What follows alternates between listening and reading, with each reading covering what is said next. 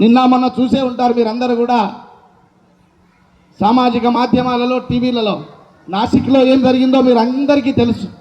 ఎక్కువ దూరం పోవాల్సినటువంటి అవసరం లేదు మనకు.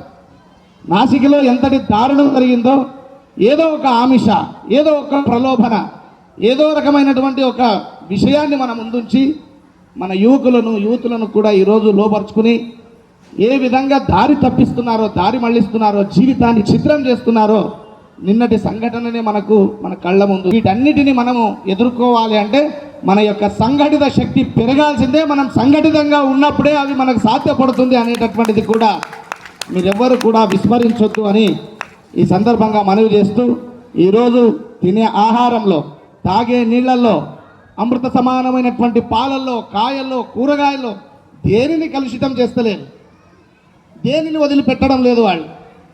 ఈరోజు మనం అక్కడ వాళ్ళ గురించి ఆలోచన చేయాల్సినటువంటి అవసరం లేదు. మనం ఏ విధంగా ఉండాలో అనేటటువంటిది ఆలోచన చేసుకునేటటువంటిదే ప్రధానమైనటువంటి విషయం. అంతేకాకుండా ఏది వదిలిపెట్టారు వాళ్ళు? స్కూళ్ళు వదిలిపెట్టారా? రెస్టారెంట్లు వదిలిపెట్టారా? హోటల్స్ వదిలిపెట్టారా? బస్ స్టాండ్ వదిలిపెట్టారా? ఉద్యోగం చేసేటటువంటి స్థలాలు వదిలిపెడుతున్నారా? ప్రతి దాంట్లో కూడా ఏదో రకంగా ఈ ధర్మాన్ని, హిందువులను విచ్ఛిన్నం చేసేటటువంటి ప్రయత్నాలు నేటికి ఇప్పటికీ జరుగుతూనే ఉన్నాయి.